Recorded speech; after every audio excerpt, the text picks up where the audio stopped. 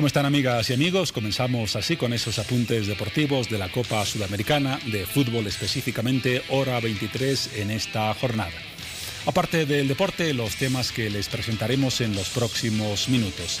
Se debate en ámbitos parlamentarios y en otros sectores de la sociedad una propuesta de proyecto de ley que fue presentado la anterior semana por la alcaldesa del Alto, Soledad Chapetón.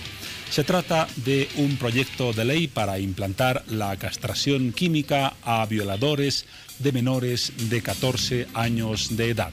Una propuesta que no es nueva en materia de legislación, pero que se pone nuevamente a flote. Esta vez a cargo de la alcaldesa del Alto. El proyecto ya está en la Asamblea Legislativa y tendría que ser debatido para introducir modificaciones al Código Penal.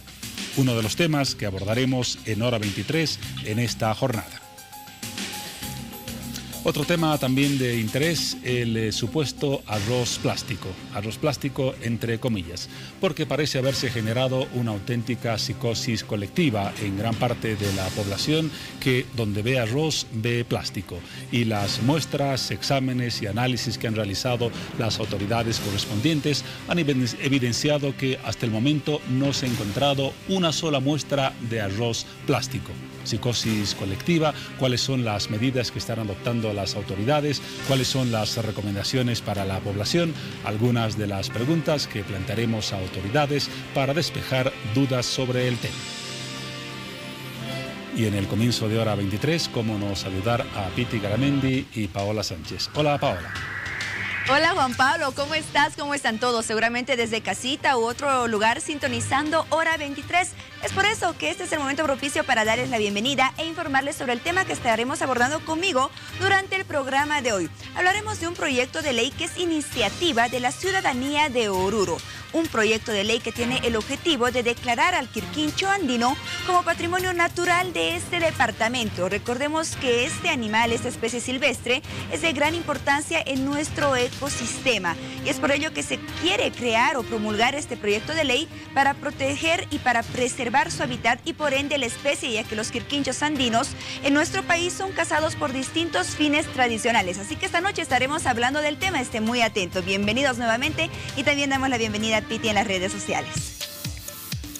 Hola Paola, hola a todos, ¿cómo están? Buenas noches. Nosotros ya estamos listos con las publicaciones que estaremos abordando de los diferentes temas en esta noche. Pero antes quiero aprovechar de mandar un gran saludo a Vico Menacha, que nos acompaña día a día en nuestras redes sociales. Gracias, Vico, por participar de nuestras publicaciones. Ahora sí nos vamos con la primera publicación de esta noche. Castración química. El sexo está también en el cerebro. ¿Usted cree que la ley de castración química para violadores es un castigo adecuado? Los invito a participar de esta publicación ingresando a nuestra página de Facebook, hora 23. Vamos ahora a minutos de las 23 horas, o más bien ya hemos sobrepasado ese horario, son las 23 con un minuto, a comenzar a desarrollar los temas que les anunciamos hace algunos instantes. ¿Y qué tal si comenzamos con esa propuesta que lo mencionaba allá? Presentó la anterior semana a la Asamblea Legislativa la alcaldesa del Alto, Soledad Chapetón.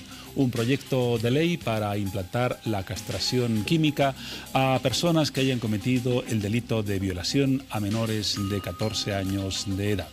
Estamos en los estudios de Bolivisión con la alcaldesa del Alto, a quien le damos la más cordial bienvenida. ¿Cómo está, alcaldesa? Buenas noches.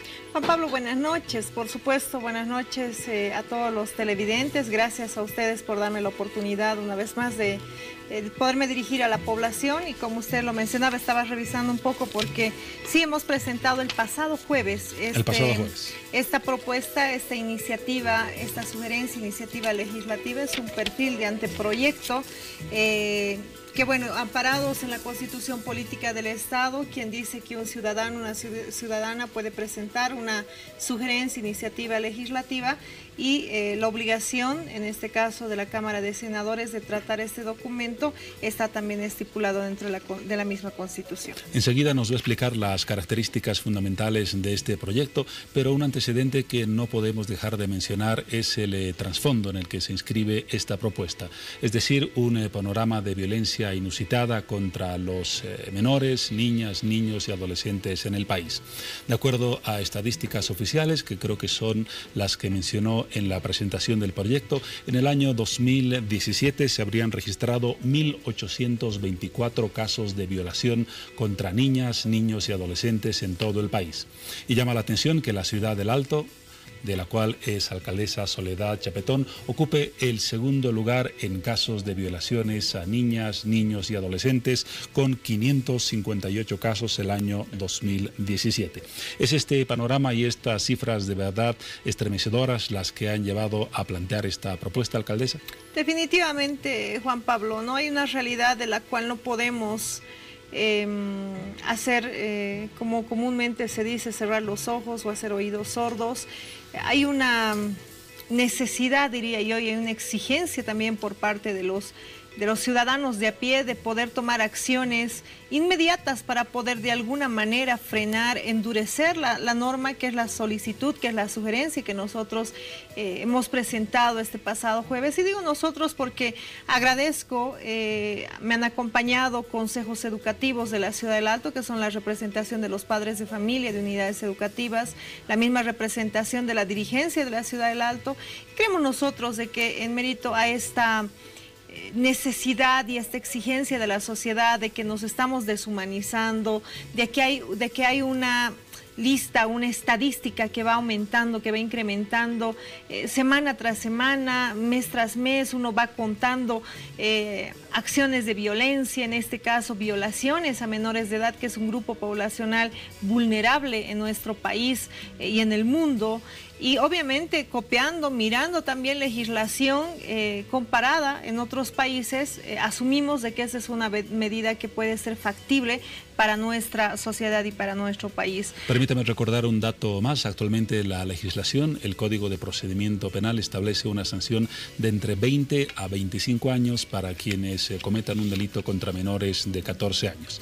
¿Qué cambiaría en esa legislación, específicamente en el Código, si se aprobara la propuesta que usted ha presentado? Sí, en el Código Penal, en el artículo 308 en adelante, especifica, además de los 20-25, hay también una sanción máxima de 30 años sin derecho a indulto. Y la propuesta escrita que hemos presentado inscribe de que además de la sanción que obviamente el proceso de investigación y la justicia determine para el violador, además se involucre o se incluya, una castración química en el doble del tiempo de la sanción. Si le han dado una sanción de 20 años de cárcel sin derecho a indulto o 20 años de cárcel de privación de libertad, entonces se tendrá que someter a un tratamiento de castración química de 40 años ese violador como atribución y parte de la sanción dentro del Código Penal. Esa es la propuesta específica que estamos planteando. Sabemos de que dentro de nuestro contexto y dadas las experiencias o las referencias que muchos han tomado en cuenta durante ese tiempo, puede no ser una medida que elimine, si vale el término, los actos de violación, pero de alguna manera, reitero, responden a una necesidad de endurecer la pena frente a estas personas que obviamente vulneran, lastiman, perjudican inclusive el derecho a la vida de estas personas y obviamente su desenvolvimiento normal en su crecimiento. Esas son las características y la parte central de la propuesta. Ahora han surgido algunas objeciones. Por ejemplo, un diputado del MAS, tengo aquí registrado su nombre, Elmar Callejas, ha indicado que no bastaría con una reforma al Código de Procedimiento Penal, sino con una reforma a la Constitución Política del Estado, porque supuestamente este cambio de normativa afectaría derechos humanos de las personas. ¿Cómo observa este punto de vista? Totalmente absurdo, Juan Pablo, porque, a ver, la libertad de transitabilidad igual es un derecho. Aquí estamos hablando de una sanción, y la sanción de privacidad de libertad para el violador es cuando ya se ha generado el proceso de investigación y se lo ha declarado culpable. En muchos casos, inclusive, asume el violador la responsabilidad, se declara culpable. Por lo tanto, el hecho de que se someta a una castración química implica parte de la sanción a ese violador. si estamos hablando de los derechos humanos del violador, hay que hablar también sobre los derechos humanos del menor que ha sufrido la violación. Y obviamente nuestros derechos terminan cuando empiezan los derechos del otro. Entonces aquí hay que privilegiar el derecho del menor. Hay que privilegiar ese derecho de más de 1000 niños que han sufrido vejámenes el año 2017. Y ya el año 2018 también la misma Fiscalía Registro genera una cantidad de 251 violaciones en el país. Estamos hablando de una estadística de 16 casos al día en Bolivia que se registran casos de violación. Entonces no podemos obviamente buscar simplemente objeciones a el procedimiento. Vuelvo a reiterar, he escuchado el pronunciamiento de varias autoridades nacionales de acuerdo a esta posición. Sé que el año 2013 también se ha debatido o se ha intentado debatir el tema y se ha frenado el mismo, indicando de que eso generaría un gasto al Estado, hablando del tema económico. Pero nosotros queremos volver a poner este tema en mesa, ya de manera formal, ya con documentación y respaldo, ya con un proyecto, con un perfil de proyecto a la Cámara de Senadores, porque realmente creemos de que debemos hacer algo que esté en nuestras manos, porque el hecho de modificar el código está en realidad en manos hoy día de nuestros legisladores. Vamos ahora al debate del tema que posiblemente sea relativamente nuevo en el país, pero tiene ya una larga data en otros países. En Perú se está discutiendo el tema, en Europa algunos países han adoptado esta medida, en Estados Unidos también algunos estados. Y la principal objeción que se pone a esta propuesta es la siguiente. La castración química es un tratamiento médico que consiste en la inyección de una sustancia que inhibe a la persona del deseo sexual, de la erección y de la producción de semen. Pero no soluciona el mal patológico que existe en esta persona que lo lleva al delito de la violación.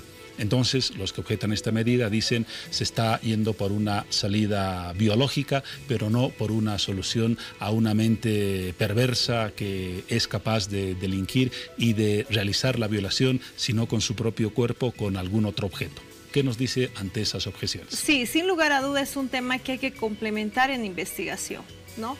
No tenemos, por ejemplo, un dato estadístico público al cual uno pueda acceder de las reincidencias, por ejemplo, de las personas que llegan a tener sanción, que se demuestra que hayan generado un acto de violación a un menor de edad. Sí se conoce, pero no se cuantifica, que es uno de los factores que, por ejemplo, puede tener de debilidad este perfil de proyecto y que obviamente las autoridades nacionales pueden y tienen en sus manos la posibilidad de poder acceder a esa información y complementar la misma. Por otro lado, obviamente en todos los procedimientos, porque este es un procedimiento evidentemente químico y médico, necesariamente tiene que acompañar un tratamiento psicológico. Pero ¿cuál es el antecedente que nosotros tenemos en nuestro país? Muchos de estos violadores, puede ser que no sean todos, pero muchos de los violadores, que es lo que se conoce, vuelvo a reiterar, públicamente, a lo que uno tiene acceso, dicen que se sienten arrepentidos y que han cometido este acto cuando estaban en estado de ebriedad. Entonces, ¿cómo puedes, obviamente, frenar, garantizar de que esa persona que ha hecho daño una vez no vuelva a hacerlo? Es una forma esta. Puede ser que hayan otras, perfecto. Entonces, a estas personas, a estas autoridades nacionales que dicen, no es esta la medida, entonces, ¿cuál es?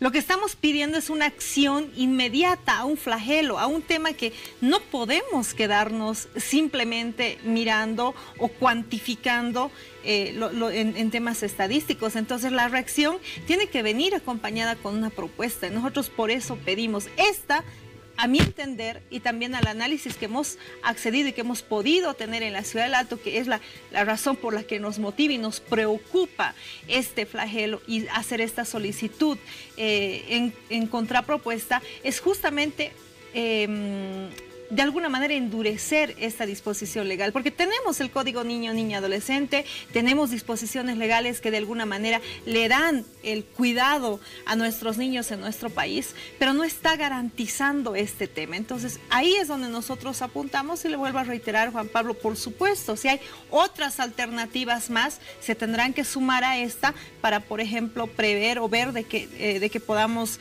inclusive evitar de que ocurran este tipo de de delitos. Entonces, por lo dicho, no estaríamos hablando a través de la castración química de una solución al problema de las violaciones, sino de una medida que tiende a reducir este fenómeno.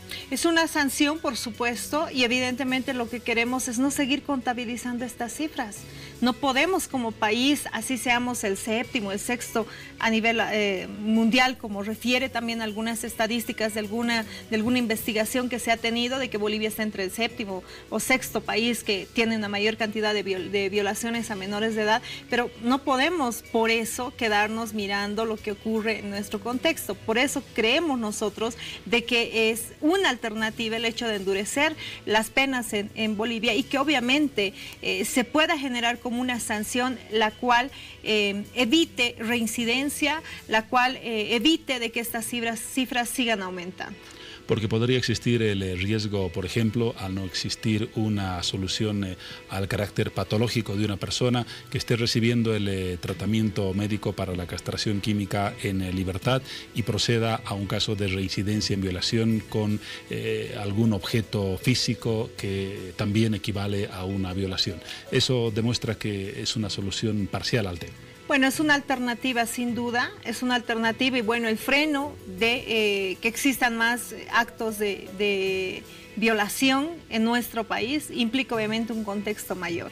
Si uno quiere agarrar y decir, bueno, tenemos que eliminar, como en algún momento hablamos de temas que son sensibles, que son de interés nacional, de interés de la ciudadanía, como por ejemplo los actos delincuenciales, la inseguridad ciudadana, entonces, ¿qué hacemos? ¿Los matamos a todos los rateros o generamos trabajo para todos? Que el Estado pague, como en otros países, a los que no tienen trabajo les den un bono. O sea, yo creo que es necesario mirar alternativas de las cuales nosotros podemos hoy día accionar y lo que creemos es de que si bien estas normas nos están dando la posibilidad de sancionar, de generar un freno, no están siendo suficientes. Entonces la castración química, como usted decía hace unos minutos atrás, tiene antecedentes en Latinoamérica y en el mundo de otros países que han aplicado, que han sumado esta medida a su legislación de sanción y ha frenado o ha disminuido los casos de violación. Entonces no es tampoco un experimento, no es algo que, bueno, se nos ocurrió y salió, sino que miramos también legislación comparada. Colombia, que es uno de los países que ha aplicado esta medida, y como usted hacía mención también, Estados Unidos, Irán, entendemos de que son países que inclusive le genera la sanción del pago de este tratamiento químico a los violadores, como tiene que ser, como debería de ser. Y son alternativas que han disminuido, reitero, estas cifras que son obviamente alarmantes, preocupantes y que tienen que, por supuesto, darnos y hacernos reaccionar para poder, si no es endurecer las penas o endurecerlas, en qué medidas o en qué escalas, pero tenemos que reaccionar y hacer algo por el tema. En Perú se está debatiendo actualmente una medida similar. La diferencia con la propuesta que usted ha planteado consiste en que ya se ha aprobado en primera instancia en el Congreso peruano la medida que se caracteriza por la cadena perpetua más la castración química, a diferencia del proyecto suyo que implica una duplicidad de la pena o duplicidad, doblar la pena para decirlo en términos más precisos. Pero se ha acusado a los proyectistas de esta medida en Perú de ser demagógicos con el tema de la castración química, aunque se apoya el tema de la cadena perpetua. ¿No hay algo de esto en su propuesta? No hemos previsto este tema, básicamente porque hay muchas acciones que podríamos evidentemente sugerir que implicarían inviabilizarían en realidad su tratamiento, harían de que no se trate el tema porque se tenga que tocar una norma mayor. En este caso, la Constitución Política del Estado le garantiza a los menores un cuidado, genera las alternativas de modificación de códigos y leyes como es el caso y te da la posibilidad también, como hemos reiterado en la legislación comparada de otros países, más nuestra realidad, no tenemos cantidad de casos menores. No es que son casos aislados, y va en incremento inclusive en muchos casos. Las ciudades grandes somos las que quizá tenemos este registro mayor, que es obviamente preocupante, lo cual nos hace pensar de que esta medida es una alternativa necesaria y factible para nuestra legislación. El tema, desde luego, es muy sensible y las investigaciones y estadísticas que se han llevado a cabo al respecto hablan, por ejemplo, de que la mayor cantidad de violadores de menores y de adolescentes se encuentran en los propios hogares. Son los hermanos o los padres o los tíos o los padrastros quienes cometen los delitos de violación en mayor porcentaje que personas desconocidas. Un tema, insisto, muy sensible, que a propósito de esta entrevista ha generado algunas reacciones en las redes sociales. Vamos con Piti Garamendi con algunos de esos comentarios para que a su vez también los comente la alcaldesa de El Alto. Piti. Gracias, Juan Pablo. Como tú lo dices, vamos a dar lectura a la opinión de nuestros televidentes. Nos escribe Denis Vargas y dice: la castración química es un paso para mejorar los castigos a los delincuentes.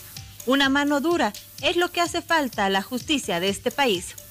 Victoria Párraga nos escribe y dice: considero que sí es adecuado, pero esperemos que la aprueben, para que así ya no se escuchen esos casos de violación. Yeselín Ticona nos dice: sí, está bien, pero opino que debería haber cadena perpetua, ya que podrían seguir haciendo daño a la sociedad. Vamos con el último comentario. Vico Menacha nos escribe y dice: el gobierno debería aprobar estas leyes a ojo cerrado, porque estamos hablando de personas dañinas a la sociedad. Como ha escuchado la alcaldesa, parece que hay una tendencia en los comentarios que hemos mencionado a endurecer las sanciones, porque obviamente la situación es crítica y merece un tratamiento urgente y también disposiciones que traten de, si no resolver, por lo menos aminorar este fenómeno. Sin duda, Juan Pablo, y hay muchos otros detalles que uno puede ventilar en este tema. Volvemos a reiterar, la acción de eliminar cualquier delito, cualquier flagelo, implica obviamente una acción y un análisis y una participación activa de toda la sociedad. Eso no estamos desconociendo, porque dicen las estadísticas evidentemente que son padrastros, hijastros, son muchas veces padres a los propios hijos. O sea, hay una necesidad de, por supuesto, generar una sensibilización, una participación activa de toda la sociedad, y este camino es uno de los caminos que puede ayudar a disminuir estas cifras. Este es uno de los caminos que puede de alguna manera frenar. Mire, las cárceles todavía tienen acceso los menores a las cárceles. O sea, hay muchas razones por las cuales, reitero, se plantea, se sugiere, se pide de que se analice esta alternativa de endurecimiento de la sanción al violador a menores de edad. Entonces, reiteramos de que aquí hay una propuesta seria, hay una propuesta con justificación. El día de hoy también se ha decidido solicitar una reunión con el presidente del Senado, a quien también hemos saludado por la reacción, la respuesta que él ha tenido frente a esta solicitud, esta iniciativa ciudadana, porque él dijo: sí, es un tema que hay que tratarlo, y creemos de que esa es la reacción que deben tener las autoridades en el legislativo, de que analicen el tema. Y yo vuelvo a reiterar, creemos de que este procedimiento, este endurecimiento de la pena en otros países ha ayudado a que se pueda disminuir la cantidad de delitos. Entonces pedimos nuevamente de que se mire con esos ojos de respuesta, porque realmente la sociedad está exigiendo de que tengamos una acción inmediata este tipo de flagelos. Ahora, la iniciativa no es nueva. Revisaba algunos datos y encontré que en el año 2013 la entonces presidenta de la Cámara de Diputados, Betty Tejada, lanzó una iniciativa similar que me imagino acabó en los anaqueles del olvido. ¿Qué se está haciendo para que en la Asamblea Legislativa exista primero el interés en tratar el proyecto, en debatirlo, ampliarlo y perfeccionarlo, y en segundo término en considerar su aprobación?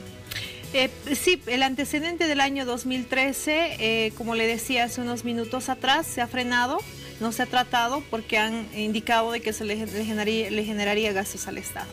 El año pasado, el viceministro de Seguridad Ciudadana también ha hecho mención a este tema, aunque no hay un documento en físico que se haya propuesto.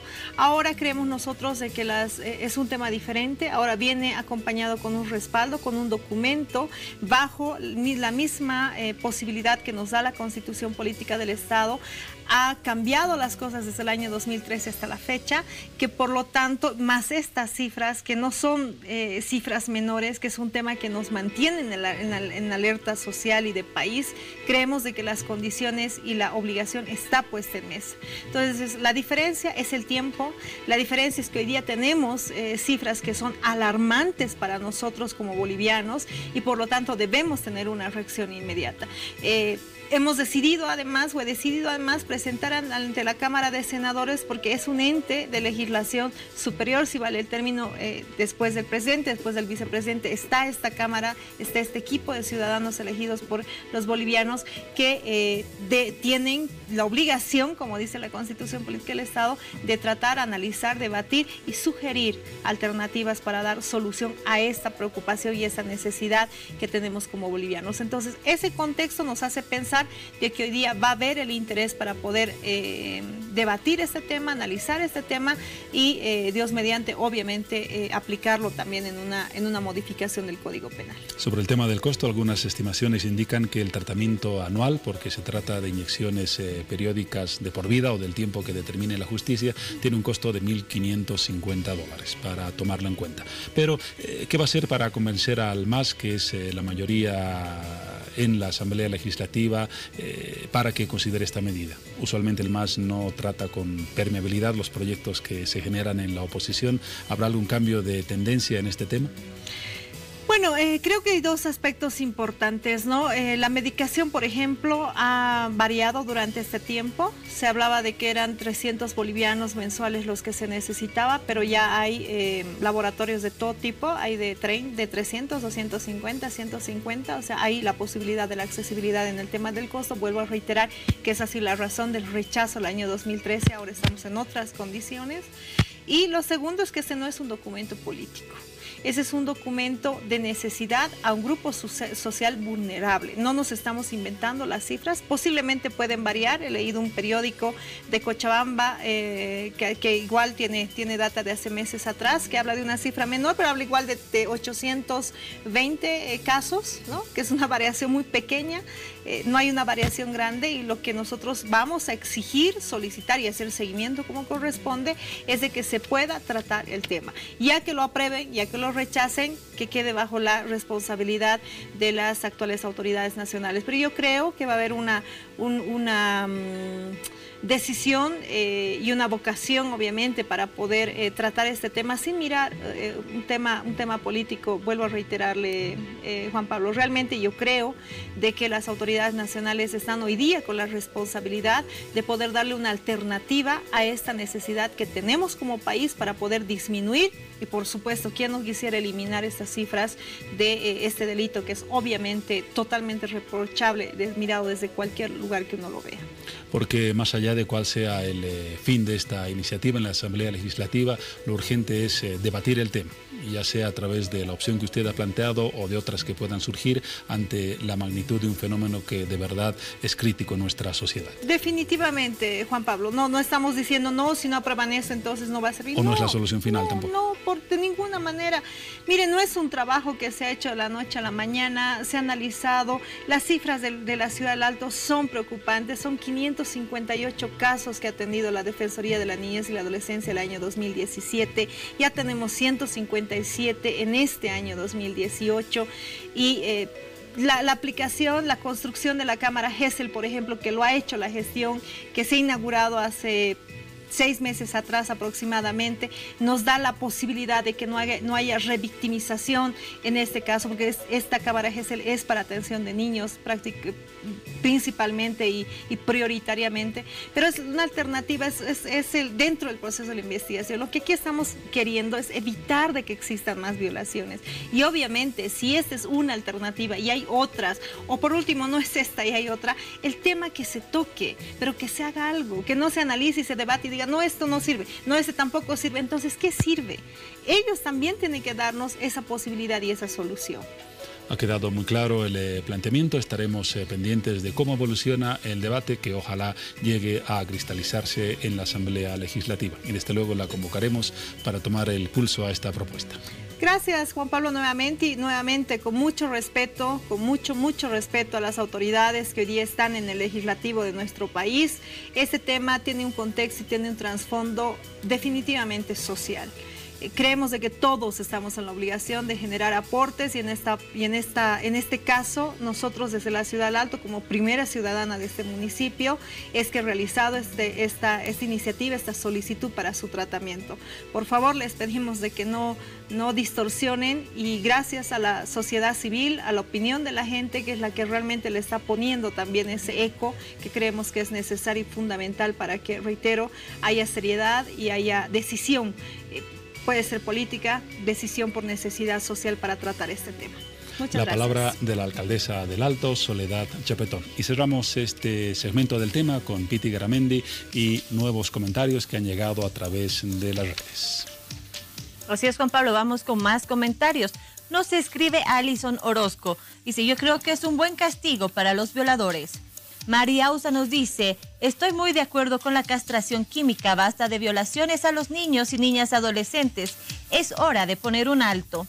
Gustavo nos escribe y dice, esta ley que está en proceso debería ser aprobada, ya que se escucha cada día uno o más casos de violación a menores, y considero que sería un buen escarmiento para este tipo de personas. Alex Fernández nos dice, no es adecuado del todo. Queda un componente que no se ha tomado en cuenta. Un violador es un ser violento. Luego de la castración química puede tomar venganza con la víctima. Considero viable un castigo mixto. Castración química más reclusión. Vamos con el último comentario. Nos escribe Arelis Chayapa. Dice, estoy de acuerdo con este método para dar una posible solución a este gran problema que sufren los menores de edad en Bolivia. Gracias a todos por participar en nuestras redes sociales. Nos vamos a una pequeña pausa. En minutos más continuamos con más de Hora 23.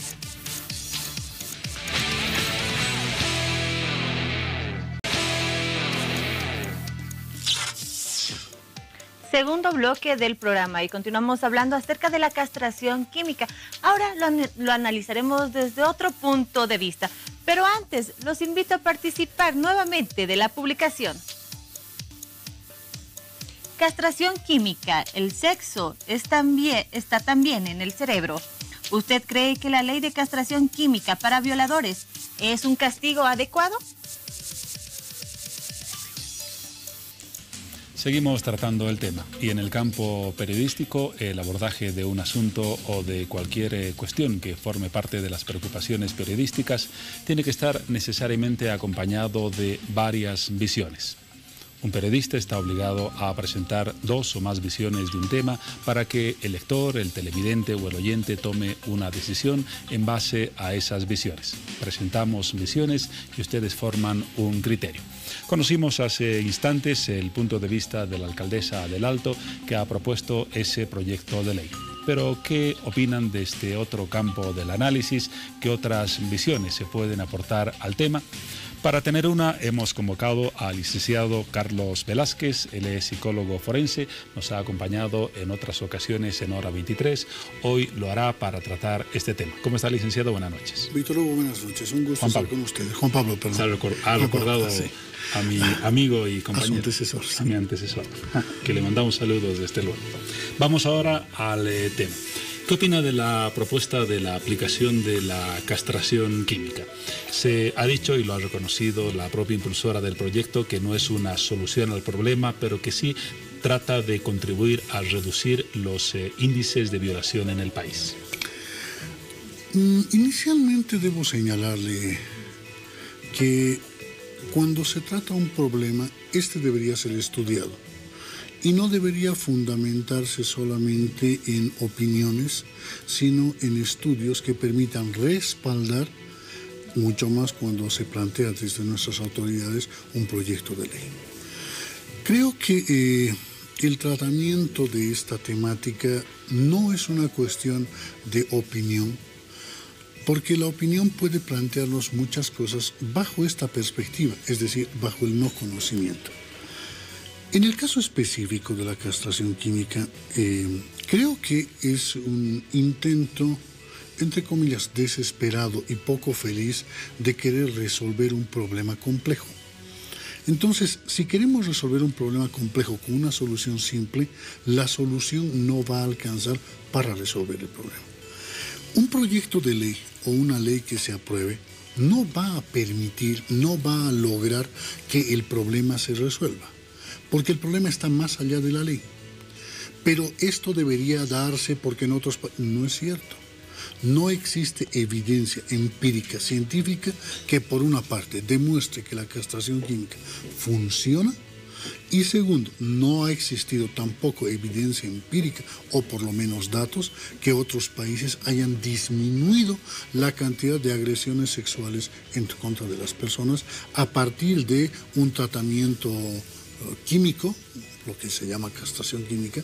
No se ha presentado respuesta en lo real al problema. Son así de concluyentes las investigaciones sobre el tema, porque, bueno, en América Latina no tenemos casos de países donde esté vigente esta medida, pero sí en varios estados de Estados Unidos, en Florida, California, Georgia, Iowa, Luisiana, Montana, Oregon, Texas y Wisconsin, en Polonia con cierta restricción, también está vigente en Rusia desde el 2011, en Moldavia y Estonia desde el 2012 y recientemente en Corea del Sur. Y también hay opciones de castración voluntaria en Reino Unido, Australia, España y Francia. Si no fuera una medida útil, todos estos países, ¿por qué tendrían que haberla considerado y adoptado en sus legislaciones? La respuesta a esa pregunta, Juan Pablo, tiene que ver con el hecho de que los países en muchas ocasiones aprueban normas y estas normas se aprueban por mayoría o por minoría y muchas de ellas no responden a un análisis científico. Si el hecho de la castración química funcionara, sería una lógica aplicarla en todos los países porque se diría, sí, esto funciona. Pero si usted se fija, Europa, donde se estudia mucho, Estados Unidos, usted me habla de varios estados, pero no son todos, es decir, hay controversia mínimamente sobre el tema. Y lo otro, lo que es complejo, se trata además de un elemento legal, es decir, una función del derecho respecto a las personas. Pero entrando a lo mío, a lo que es psicología, el problema de la castración química o de la violación no es un problema netamente sexual. Es decir, la castración química va a impedir que la persona genere erecciones. Es una solución, entre comillas la palabra solución, biológica. Es una solución biológica. Entonces, impedirá una erección, impedirá que la persona tenga elevados niveles de agresividad, si es que se da. Pero el problema de la violación o de la agresión sexual a menores no tiene que ver solamente con la biología, sino tiene que ver con el aprendizaje de lo que es sexualidad, es decir, en la modificación del objeto de deseo. Y con la predisposición patológica del individuo a cometer ese delito, me imagino. Lo que pasa es que la predisposición es muy complejo de saberlo porque tendríamos que ir a la parte genética y aún no se tiene esto. Ahora, la agresión hacia menores generalmente la tenemos en personas con rasgos pedófilos, pederastas, pero también en muchas personas normales que eventualmente son sancionadas por errores de tipo, es decir, se las tipifica equivocadamente en muchas legislaciones. Es decir, el problema pasa por una definición, que es una agresión sexual, que podemos clarificarla. Ahora, esta persona cometió, es el primer asunto. El segundo, esta comisión de este delito se dio porque tiene un problema sexual o tiene un problema de aprendizaje. Porque esa persona sabe que lo que está haciendo está mal. O sea, no es un alguien que dice, no, yo violo y no sabía que estaba mal. Lo sabe. Entonces pasa por un aprendizaje, pasa por la manera en la cual la persona ha entendido lo que es sexualidad. Entonces, el impedir biológicamente que tenga una erección o que biológicamente baje algún tipo de conducta sexual no impedirá que pueda actuar en relación a una víctima, por ejemplo, agrediéndola sexualmente con un objeto. Ahora, si se da el caso de que esta medida, la castración química, esté acompañada de una larga pena, 50 años de cárcel, allí ya no habrá posibilidades o se habrán reducido mínimamente a que el agresor actúe fuera de la cárcel. Es que pensemos en lo siguiente, Juan Pablo. Si está 50 años en la cárcel, con o sin castración química, esa persona no va a poder agredir sexualmente a un niño. Entonces, aplicamos una doble pena, que seguramente el derecho podrá plantear si es adecuado o es inadecuado. Pero si está en la cárcel, la castración química, ¿cuál es la finalidad? No, es que se tiene que castigar. El castigo es la cárcel, o sea, mayor que la libertad, no hay otra sanción, por lo menos es lo que se entiende. Entonces, hacemos una doble sanción. Hay castración química, supongamos que pensamos que sí funciona, cosa que no se ha demostrado. Y además lo tenemos en la cárcel. ¿En qué ha cambiado? Es un debate similar al de la pena de muerte, donde sí se han hecho estudios e investigaciones que demuestran que allí donde ha sido aplicada no ha reducido los índices de criminalidad. Exactamente. Lo que pasa es de que es tan paradójico el comportamiento humano y lamentablemente no se escucha a la ciencia, de tal manera que se emiten leyes altamente punitivas y los fenómenos, en lugar de reducir, se incrementan. Tenemos una ley, por ejemplo, en Bolivia, para garantizar a las mujeres una vida libre de violencia. Supuestamente la ley iba a reducir la cantidad de feminicidios, agresiones hacia las mujeres en los diferentes tipos. ¿Y qué tenemos? Que se ha ido incrementando. No, entonces no hay que hacer la ley. No digo que no hay que hacer la ley, sino que no es la solución la ley. Puede ser parte, pero no es la solución. Y en este caso la castración química no se la ve por ningún lado como una solución, ya que no estamos enfocando en el problema. Es, le reitero, lamentable que no se escucha la ciencia. Si no es una solución, por lo menos en parte, como decía la proyectista o la impulsora del proyecto, podrá contribuir a reducir en algo los índices de violación, o tampoco ve esa perspectiva como una posibilidad. Yo no creo que reduzca los índices, porque si pretendemos que reduzca, diríamos, va a ser disuasivo. Es decir, le amenazamos con que va a tener una castración química. Esa persona sabe que lo que está haciendo es inadecuado y sabe que, así no haya castración química, va a entrar a la cárcel, que es una sanción mucho mayor que la castración química.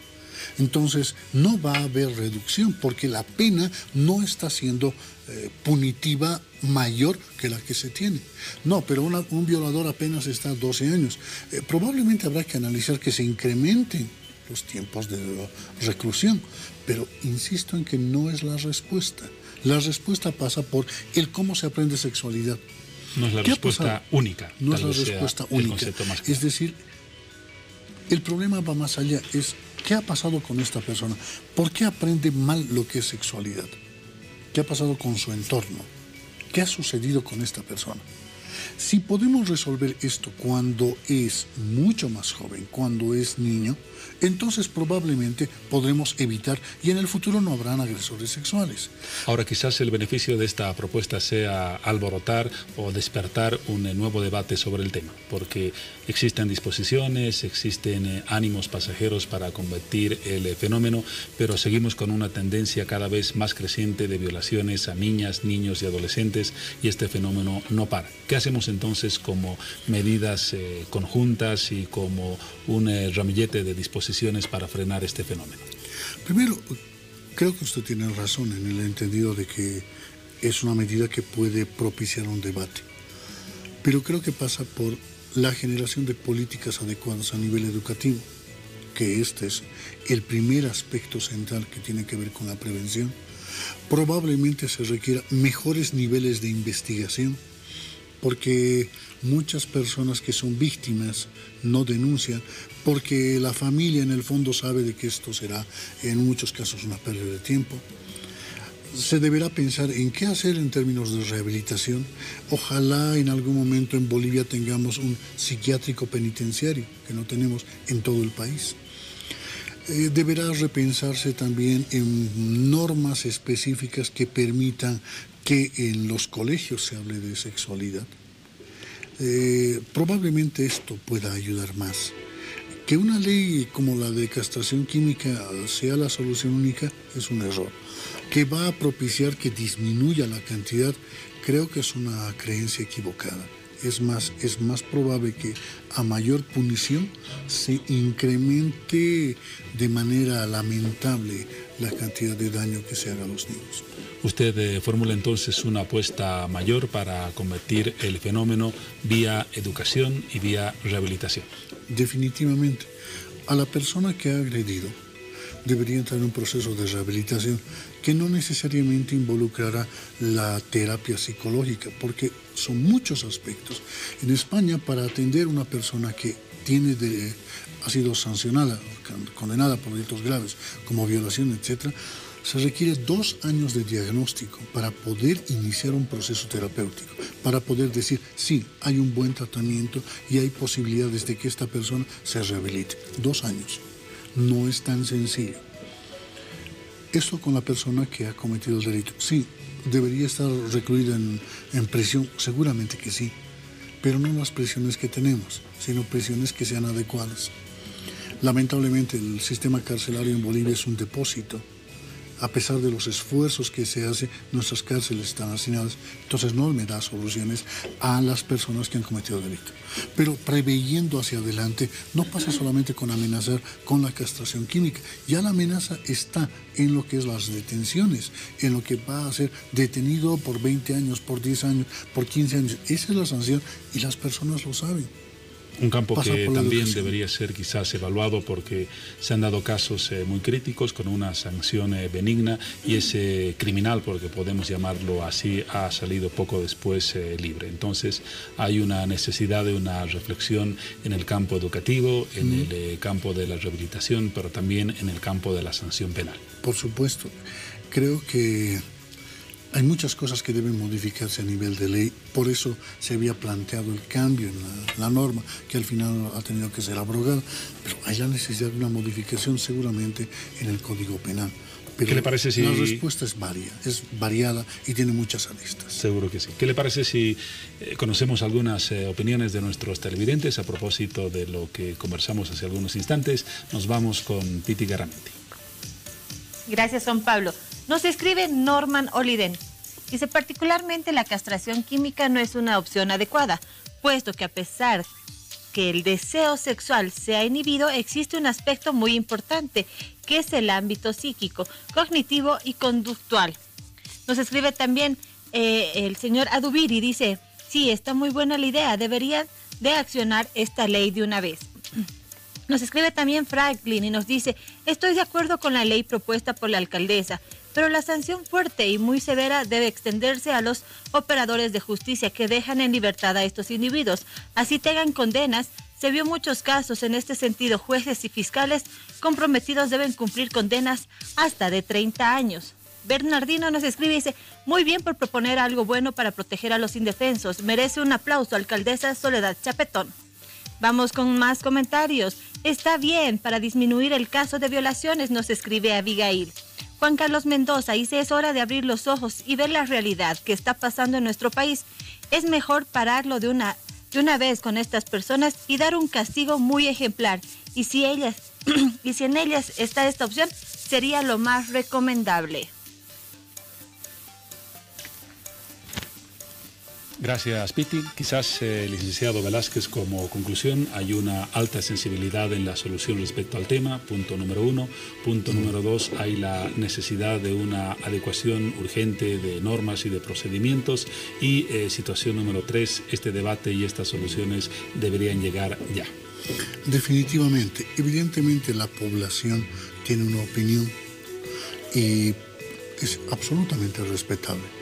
Pero en el momento de generarse leyes, debería escucharse a la ciencia, debería escucharse al conocimiento sistematizado, porque por emociones hemos tenido presidentes colgados, hemos tenido muchas cosas que bajo la bandera de el pueblo siempre tiene la razón, podemos llegar a errores conceptuales graves. Como usted plantea, es un tema de amplio debate, es un tema que debería ser analizado en diferentes perspectivas. Y la solución, sería fantástico que fuera una, pero tiene muchas aristas para empezar trabajar en rehabilitación y lo otro en prevención. Entonces añadimos respaldo científico a las decisiones y también conocimiento de los resultados de experiencias similares en otros países. Definitivamente. Gracias, licenciado, por su aporte, que creo que ha sido esclarecedor en un debate que quizás ha comenzado y que ojalá tenga los caminos que hemos mencionado. Respaldo científico, análisis fundamentado en investigaciones antes que en intuiciones y en emociones. Su despedida. Pues le agradezco mucho la invitación. Siempre es un gusto participar con ustedes y mostrar la otra parte, la que a veces no se escucha, que es la de la ciencia, que debería ser uno de los fundamentos en la elaboración de leyes, en la elaboración de políticas, más allá de expresiones que corresponden a un determinado momento, a una determinada emoción. Tenemos leyes, tenemos acuerdos humanos y tenemos asimismo necesidades de resolver problemas que deberíamos hacerlo entre todos. Muchas gracias. Con esa reflexión cerramos por hoy. Remarco el concepto, por hoy el tema. Nos vamos ahora a un paréntesis en Hora 23.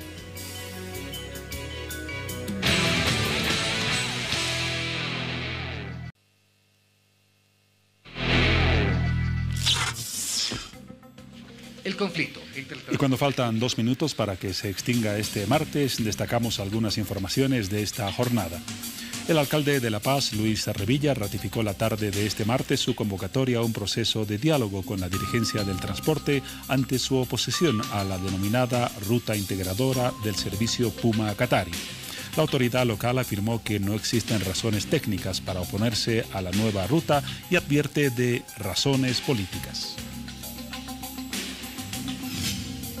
Otra información, las plataformas ciudadanas que exigen el respeto a los resultados del 21F buscan convocar a más de 2.000 ciudadanos para el 6 de agosto en Potosí, donde se celebrarán los actos centrales por las fiestas patrias y contar con la presencia del presidente Evo Morales, actos que contarán con la presencia de Evo Morales.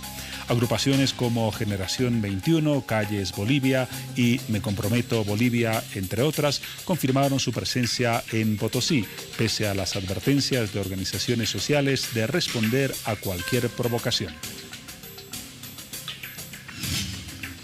Tercera y última, las comunidades indígenas del territorio indígena Parque Nacional Isiboro Securi Tepnis, en una reunión con miembros de la Comisión del Tribunal Internacional de Derechos de la Naturaleza, decidieron denunciar la supuesta violación al medio ambiente y a la madre tierra. Este hecho se habría registrado los días 15, 16, 17 y 18 de agosto en el mismo centro de la Reserva Natural, ubicada en la zona tropical de los departamentos de Cochabamba y Beni.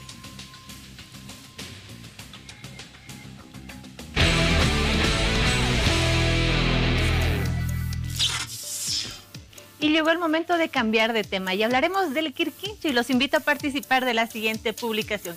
Quirquincho, patrimonio natural del departamento de Oruro. Oruro tiene especies de animales en proceso acelerado de extinción, como el quirquincho. Y en Bolivia, el quirquincho andino es cazado con fines tradicionales. En muchas ocasiones sus caparazones se utilizan como charangos, por ejemplo, o su cuerpo se utiliza como matracas para distintas danzas o bailes tradicionales folclóricos. Pese a que existe una normativa que prohíbe la utilización de esta especie para fines tradicionales, es urgente crear o implementar normas estrictas que protejan a los quirquinchos andinos y así preservar su hábitat y por ende de la especie. El 7 de abril de este año fue presentado a la Asamblea Legislativa un proyecto de ley que tiene justamente ese objetivo. Esta noche hablamos de este proyecto de ley y conocemos en qué fase se encuentra, así que vamos a dar la bienvenida a nuestro siguiente invitado. Nos acompaña Juan Manuel Cuellar Carpio, investigador y gestor de proyecto de ley. Un proyecto de ley para declarar al quirquincho patrimonio natural del departamento de Oruro. Juan Manuel, qué gusto, bienvenido. El mío, un placer, la verdad. Gracias por la invitación, un saludo a todos los profesionales de Hora 23 y por supuesto a todo el país, ¿no?, que está viendo, y como tú dices, me parece que es un aporte más de una iniciativa ciudadana, que se llama esto, de querer proteger mediante una ley a este animalito que es conocido como el quirquincho, en quechua el quirquincho, y en su idioma verdadero sería Chaetopractus ballerosus, ¿no? Ese es su nombre científico, se puede decir, de este animalito, que como conocen ustedes es una identidad del departamento de Oruro, ¿no? Como que aquí no lo dicen, ¿no? Quirquincho de corazón y demás cosas, pero lamentablemente estos últimos años no ha sido protegido por ninguna normativa.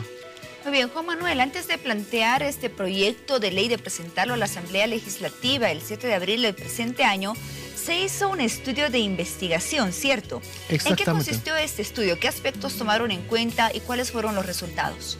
Los aspectos que tomamos en cuenta, en sí, con unos compañeros más entendidos de la materia, fue de que el quirquincho actualmente se encuentra en el libro rojo de la fauna silvestre de nuestro país.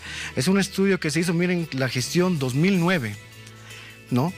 La gestión 2001 hay otro antecedente que se hizo otro estudio en la cual el quirquincho boliviano, que habita mayormente en las punas andinas, que son el altiplano orureño, parte de La Paz, parte de Potosí, el 2001 a través del Ministerio de Desarrollo había simplemente 6.000 habitantes. El 2015 la Universidad Técnica de Oruro hizo otro estudio y el 2015 simplemente hay 4.500 quirquinchos, se podría decir, ¿no? Eso es un gran antecedente que me lleva a investigar más y a ver de que haya una normativa que cuide y preserve y conserve lo que es el quirquincho andino. Muy bien, como objetivo de este proyecto de ley se nombra declarar al quirquincho patrimonio natural del departamento de Oruro. ¿Por qué tendría que recibir esta declaración el quirquincho, esta especie? ¿Por qué es tan importante en nuestro ecosistema? Es importante en nuestro ecosistema porque es el único animal, digamos, que habita en el altiplano.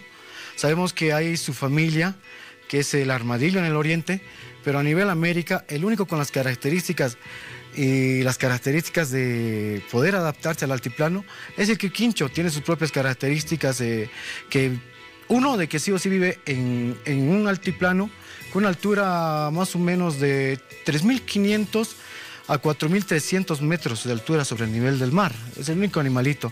Dos, de que habita en los arenales y se alimenta de lo que es, digamos, insectos, algunos insectos invertebrados se podría decir, y simplemente después algunas plantas, nada más, y solo habita en el altiplano boliviano, en esos lugares. También hay estudios de que sí habita en el norte de Chile y norte de Argentina, ¿no? Pero más el grado está en el departamento de Oruro. También en distintas ocasiones se ha mencionado que el quirquincho está estrechamente relacionado con el patrimonio cultural de este departamento de Oruro. Exactamente, eso también me llevó a que se pueda gestionar, ¿no? Proponer esta ley a la Asamblea Legislativa Departamental de Oruro, en la cual lamentablemente muchas autoridades no hicieron nada por concientizar, uno, a la población, dos, salvaguardar esta especie que es ícono del departamento de Oruro, lo tiene en la polera de San José muchas veces. El quirquinchito está también en la plaza principal. Actualmente la alcaldía de Oruro ha hecho una especie de un jardín, digamos, en forma de quirquincho. Hay algunas escuelas que llevan el nombre de quirquincho. O sea, es algo que identifica a los orureños a nivel Bolivia. Sé que Oruro ha aportado mucho en la minería, San José, el equipo mismo de San José, la Diablada, ícono también de Oruro, pero también sabemos los hermanos bolivianos que a un orureño se le identifica siempre con el quirquincho, ¿no? Como le dicen, quirquincho de corazón. Y eso también que me llevó a que este animalito a futuro sea protegido, sea concientizado por la gente, porque es mucha la depredación de ellos. Como les dije, en 2015 simplemente había 4.500 quirquinchos. Muy bien, el 7 de abril fue presentado este proyecto de ley a la Asamblea Legislativa. ¿Actualmente en qué fase se encuentra? Sí, se presentó el 7 de abril.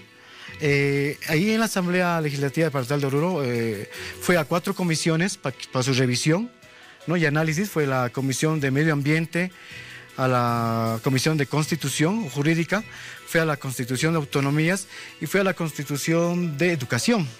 Tenían 10 días ellos para hacer una respuesta de si va a ser aceptada, algunas observaciones sobre lo que yo propuse sobre esta ley departamental. Y justamente el 26 de este mes de julio, el pasado jueves, se ha, digamos, ya aceptado en sesión de honor de la Asamblea Legislativa Departamental de Oruro de que se aprueba, de que esta ley que se declare justamente con la ley departamental número 154, declaratoria de patrimonio natural del departamento de Oruro al Quirquincho. Muy bien, entonces este proyecto de ley está aprobado actualmente y una vez que sea promulgada la ley, ¿cuáles son aquellas políticas o aquellas estrategias de manejo adecuado que ustedes ya están planteando, me imagino, para proteger a esta especie? Exactamente, actualmente lo que faltaría es promulgación, que está en firmas del hermano o gobernador de Oruro y las respectivas secretarías de la Gobernación Departamental Autónoma de Oruro. Y lo que plantea es bien claro las políticas públicas, ¿no? En su artículo 3 nos dice que el órgano ejecutivo del Gobierno Autónomo Departamental de Oruro es responsable de la gestión, elaboración y ejecución de programas y proyectos de preservación, protección y conservación al Quirquincho. Muy bien, así como el quirquincho es una especie víctima de lo que es el tráfico de animales o especies silvestres, víctima de maltrato, se encuentra en peligro de extinción también, existen otras especies también muy relacionadas con el departamento de Oruro que están en un proceso acelerado de extinción. Juan Manuel, ¿cuáles son? Sí, exactamente. Grandes rasgos lo puedo decir, por ejemplo, lo que es la pariguana, ¿no? La pariguana que está también en efectos de extinción. El ñandú andino también es otra de las especies que está en proceso de extinción y la verdad no recuerdo las otras, pero hay unas 9 especies que he estado estudiando que se encuentran en especie de extinción ya en el libro rojo también de animales vertebrados en especie de extinción. ¿Se tiene en mente plantear algún proyecto de ley para preservar también y proteger a estas especies? Sí, quiero trabajar justamente con algunas entidades que puedan coadyuvar. Lo más importante es proteger la madre naturaleza, que nuestros hijos y las futuras generaciones conozcan aún de la diversidad de animales que tenemos en nuestro país. Yo siempre dije, Bolivia es riqueza en cultura, en folclore, y por qué no decir también en lo que es diversidad de animales que tenemos, ¿no? Y no solamente en Oruro, a nivel Bolivia es lamentable que varias especies se estén extinguiendo y no hagan nada las autoridades nacionales ni departamentales. Muy bien, Juan Manuel, gracias por brindarnos toda la información acerca de este proyecto de ley y bueno, estaremos a la espera de cuando ya sea promulgado y conocer a más detalle también todas las políticas, las estrategias que estarán implementando para proteger a esta especie andina que habita prácticamente en el departamento de Oruro y se encuentra en peligro de extinción así como otros. Hablamos del quirquincho andino. Exactamente, más bien dar las gracias a los profesionales de Hora 23 por esta cobertura. Lo que quiero es siempre trabajar por Bolivia, siento orgulloso de ser boliviano y bueno, aportar con este pequeño grano de oro que es de querer preservar lo que es algo de la madre naturaleza. También soy folclorista, hice la ley que declara patrimonio a la danza de los tobas, nació muy conocida. Y bueno, seguramente vamos a estar trabajando otras leyes más que tengo en mente para bien de mi país, para bien de mi ciudad y para bien de lo que es nuestra Bolivia, ¿no? Muy bien, Juan Manuel Cuéllar Carpio, investigador y gestor de este proyecto de ley que tiene como objetivo declarar al Quirquincho andino Patrimonio Natural del departamento de Oruro. Muchas gracias por acompañarnos esta noche y hasta otra oportunidad. Estamos a la espera de las novedades respecto a este proyecto de ley. Una vez más, muy agradecidos a Bolivia y bueno, a ustedes por dar la cobertura correspondiente. Muy bien, gracias Juan Manuel. Nos damos una pausa y ya volvemos con más de Hora 23. Espérenos.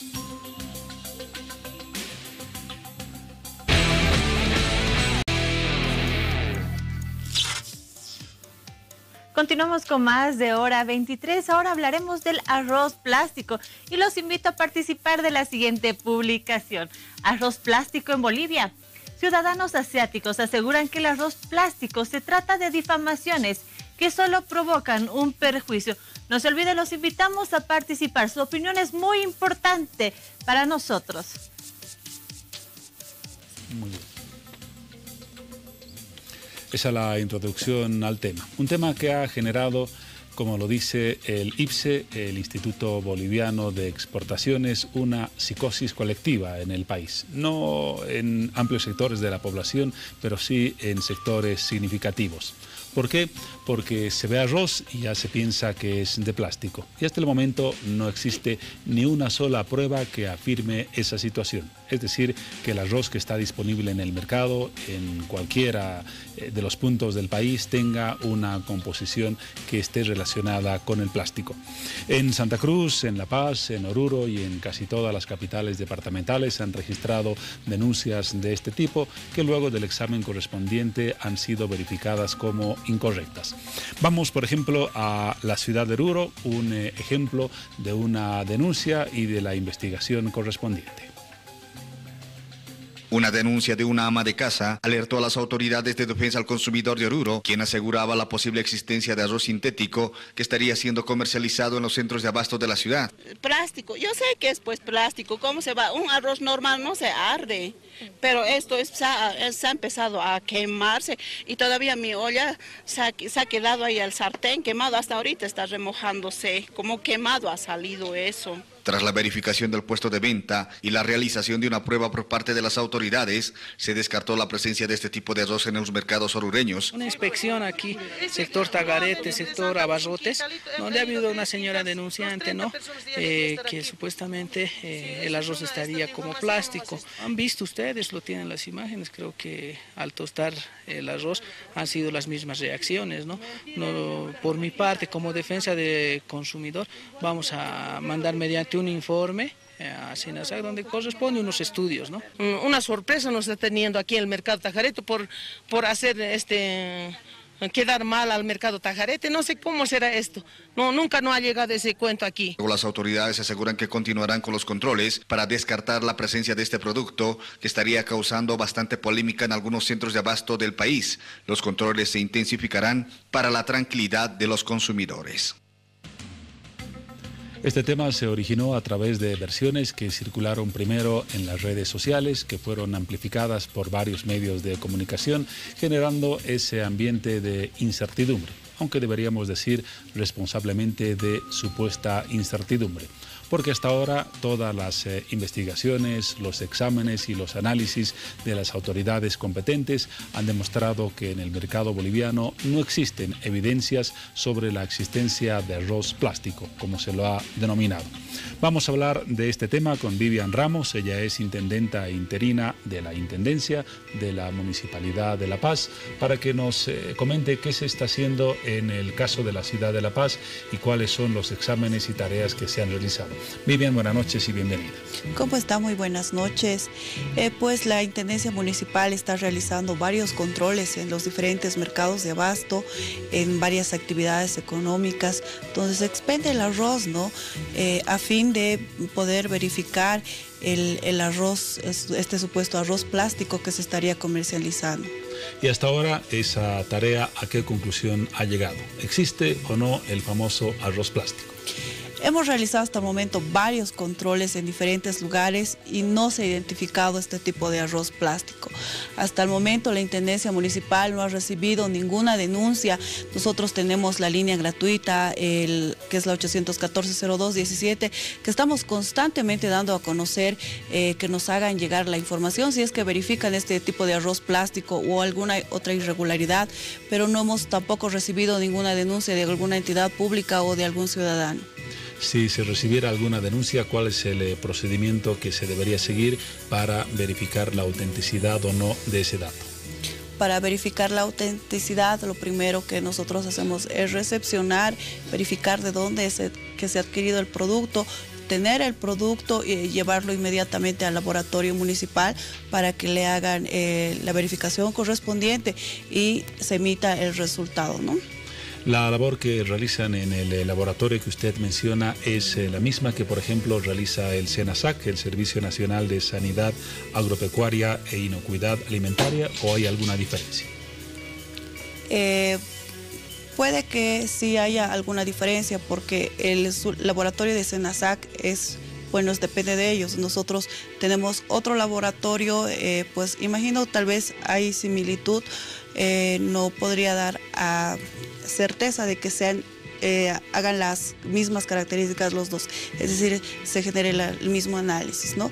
Pero de todas formas, para tener pues un resultado certero, valedero, es que es necesario que se haga un análisis al arroz, ¿no? Para dar a conocer los resultados, porque a simple vista no podemos nosotros decir que sí es un arroz de plástico o es un arroz que está contaminado y demás, ¿no? Entonces reiteramos, en el caso de la Intendencia, hasta el momento no ha recibido ninguna denuncia sobre la supuesta existencia de este arroz plástico. Hasta el día de hoy no tenemos ninguna denuncia, tampoco hemos encontrado este supuesto arroz plástico en ninguna de las actividades, en ninguno de los mercados de abasto. Pero de todas formas la Intendencia Municipal continúa con estos controles exhaustivos. Estamos queriendo llegar a todas las actividades económicas que se encuentran en los diferentes macrodistritos. Estamos realizando los controles a través de las subintendencias que hay en cada macrodistrito para llegar a aquellos restaurantes, snack, las chifas, ¿no? Y además de las tiendas de barrio. Hablando de las chifas, por el momento esta existencia del arroz plástico parece casi un cuento chino. Así es, casi sí, es como un cuento chino, porque hasta el momento no hemos encontrado, como ya me he mencionado, tampoco tenemos alguna denuncia de la existencia de este arroz. Porque además se menciona que en caso de que fuera fabricado el arroz plástico tendría un costo superior al arroz natural o al arroz orgánico, para denominarlo de manera exacta, y entonces no habría sentido para un negocio en el que se pierde dinero. Claro. Bueno, por un poco resaltar que de todos los controles que está realizando hasta el día de hoy la Intendencia se ha verificado que hay un 95% del producto nacional que consume la población, y el otro porcentaje pues se va a productos que ingresan de Argentina o Brasil. En el caso de las redes sociales están circulando recomendaciones para identificar el arroz orgánico y diferenciarlo del arroz plástico. ¿Es bueno tomar en cuenta estas recomendaciones o ya es una exageración ir al mercado o al supermercado, comprar media libra de arroz, ponerle en agua, ver si cambia de color, si sube, si baja, etcétera, etcétera?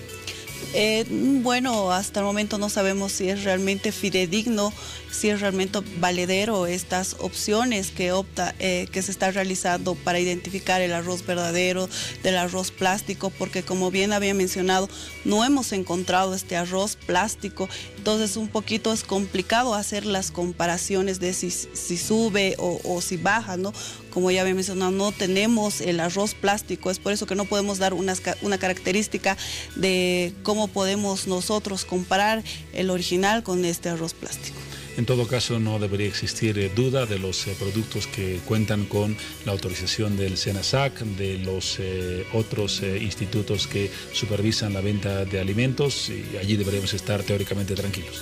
Así es, pues bueno, también mencionar a la ciudadanía que al momento de adquirir un producto ellos verifiquen el registro SENASAC, porque al identificar este registro pues se va a saber que pasa por un estándar de calidad, ¿no? Entonces, una vez que pasa por este estándar, SENASAC certifica y avala que este producto sea expendido y que es apto para el consumo humano. Antes de seguir con algunas preguntas que están pendientes, vamos ahora con Piti Garamendi para conocer algunos comentarios que nos han llegado a través de las redes sociales. Piti, ¿qué dicen nuestros amigos televidentes? Gracias, Juan Pablo. Nos escribe Vico Menacha y dice: hay que investigar a profundidad quién fue el mayorista que trajo este arroz a territorio boliviano. Danis Vargas dice: deberíamos empezar en controlar más las fronteras, ya que este arroz de seguro entró de contrabando. Gómez Álvaro nos dice: en sí dicen que lo hacen de la basura, bolsas en desuso, y lo hacen en Perú y desde ahí ingresa a Bolivia. Vamos con José López Rojas y dice: el poder de las redes sociales, donde los más incautos son las víctimas que creen todo lo que leen. Vamos con David Antesana y dice: el arroz plástico es posible que sea falso, ya que fabricarlo costaría 3 veces más que el grano de arroz normal. Así que nadie querría gastar su dinero en eso. Ahí viven un grupo de comentarios, tal vez los podemos dividir en dos, unos que sostienen la posibilidad de que el arroz esté en el mercado nacional, una posibilidad que ya ha sido descartada por el SENASAC, descartada por la aduana, y otro grupo que opina que no seamos tan ingenuos en creer versiones como las que están circulando. ¿Qué nos dice usted como autoridad y también como persona? Pues bueno, que no nos dejemos llevar por estas publicaciones que hasta el momento no es una información valedera, es decir, no es una información certera, porque hasta el momento no han identificado la marca de este producto, no hay más información sobre este arroz plástico. Como ya había mencionado, hemos hecho bastantes controles en los diferentes lugares, en diferentes actividades económicas del municipio de La Paz, donde no se ha encontrado hasta el momento este arroz plástico. Sí hemos verificado que en una de las actividades en la zona central se expendían productos de origen asiático, de los cuales hemos procedido a hacer el decomiso inmediato porque este producto no contaba con el registro SENASAC. ¿Qué producto era? Es un producto de origen asiático, es arroz blanco y arroz dulce, pero no contaban con el registro SENASAC, es decomiso inmediato de acuerdo a lo que establece la normativa municipal. Pero alguna otra irregular no se ha identificado, ¿no? Continuamos nosotros con los controles, pero no hemos encontrado este arroz plástico. Entonces, decirles a la población pues que no nos alarmemos mucho. Es evidente que existe bastante susceptibilidad por lo que está circulando en las redes sociales, pero hasta el día de hoy no se tiene este arroz plástico, este arroz chino que se manifiesta, ¿no? Porque la supuesta evidencia de que cuando se cocina o se tuesta este arroz se genera cierta combustión es un fenómeno que cualquier físico de primer semestre de la universidad lo puede explicar. Todo alimento que llega a quemarse va a generar cierto grado de combustión, va a provocar humo y eso no significa que sea de plástico. Así es, así es. Ustedes entonces, resumiendo y reiterando, lo va a hacer por tercera vez, pero es importante decirlo, no han recibido denuncias y no existe ninguna evidencia de la supuesta presencia de arroz plástico en el mercado paceño. Así es, la Intendencia Municipal hasta el día de hoy no ha recibido ningún tipo de denuncia de algún tipo de arroz plástico o similar. Pero de todas formas, recalcar que la Intendencia Municipal tiene la línea gratuita que es la 814-0217. ¿La repetimos? 814-0217. Muy bien. Estamos atendiendo las 24 horas del día, fines de semana, feriados. No descansamos, ¿no? Hay grupos operativos especiales pues, que atienden a cualquier hora del día. En conclusión, comprando arroz de cualquier proveedor del comercio local, de la casera o del supermercado o de la tienda, podemos hacer un arroz con leche, para mencionar un ejemplo, y comerlo con toda tranquilidad. Así es, así es. Así graficamos en síntesis un tema que ha generado más especulación que información real. Es bueno destacar eso. Su reflexión final para la conclusión, por favor. Pues que no nos dejemos llevar por las redes sociales. Esperemos que haya realmente una información certera, una información fidedigna para poder asumir allá las acciones correspondientes. De todas formas, la Intendencia Municipal tiene entre sus finalidades pues precautelar la salud de la población y es eso lo que va a hacer, ¿no? Estamos como nosotros como medida preventiva realizando los controles, pero hasta el momento no se ha encontrado nada, entonces por favor no se generen más susceptibilidades respecto a este tema. Gracias por su palabra, la palabra de Vivian Ramos, intendenta interina de la ciudad de La Paz. Cerramos el tema y lo hacemos con Piti Garamendi.